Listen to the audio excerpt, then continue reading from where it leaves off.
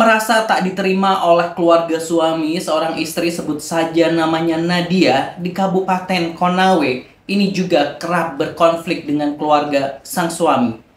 Selama 3 tahun pernikahan tuh istrinya konflik ya, ada konflik-konflik. Rasa sakit hati yang terpendam pun akhirnya menjadi dendam.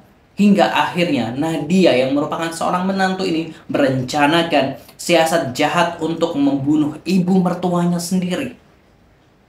Bagaimana rangkaian peristiwanya ini terjadi, Positive People? Inilah cerita kriminal di Aksa Nation YouTube channel. Jangan lupa subscribe terlebih dahulu. Terima kasih buat yang udah subscribe.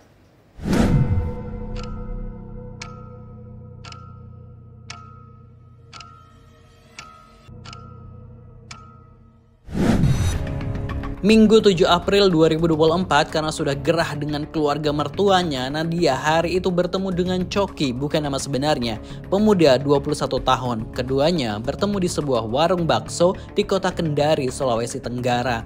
Pertemuan ini untuk membicarakan rencana jahat dari Nadia yang ingin menyingkirkan ibu mertuanya yang bernama Mirna dari kehidupannya selama-lamanya.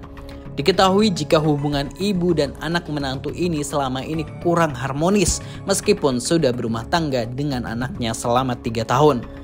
Setelah berdiskusi panjang terkait bagaimana cara pembunuhan hingga soal pembayaran, akhirnya semua telah disepakati.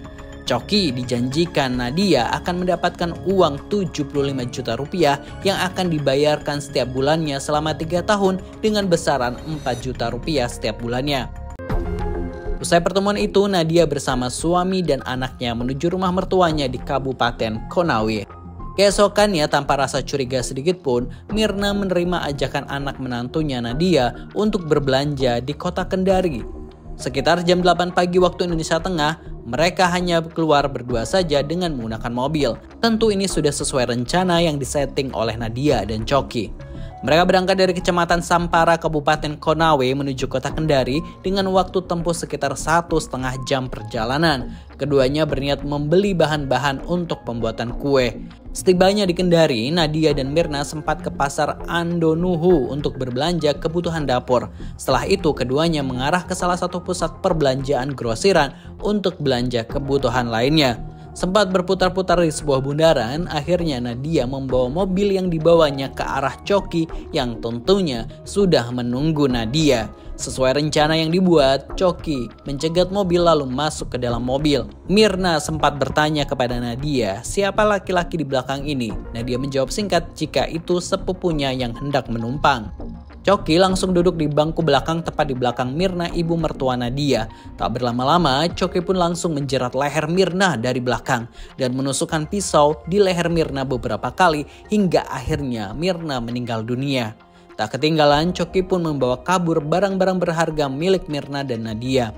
Sebuah tragedi pembegalan yang sadis tentu membuat Nadia pura-pura histeris. Nadia sempat membawa mobilnya berputar-putar kembali dan akhirnya melaporkan kejadian yang baru saja dialaminya ke Polsek Poasia. Tentunya dia mengaku sebagai korban begal. Atas laporan Nadia, polisi pun bergerak cepat.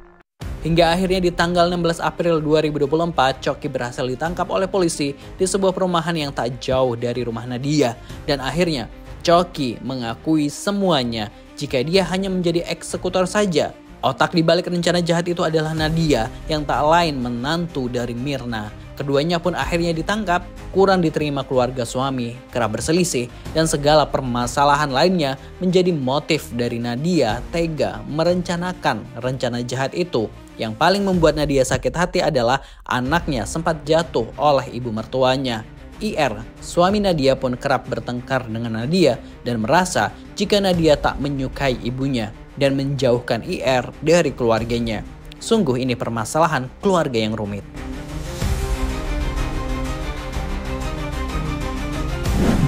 Kejahatan yang kami ceritakan ini tentu sangat tidak dibenarkan ya Positive People, namun realitas yang terjadi di tengah masyarakat Indonesia memang hubungan antara mertua dan menantu itu kebanyakan sulit untuk disatukan, air dan minyak. Namun bukan berarti menantu dan mertua ini tidak ada yang baik-baik saja ya. Masih banyak contoh hubungan menantu dan mertua yang baik kok.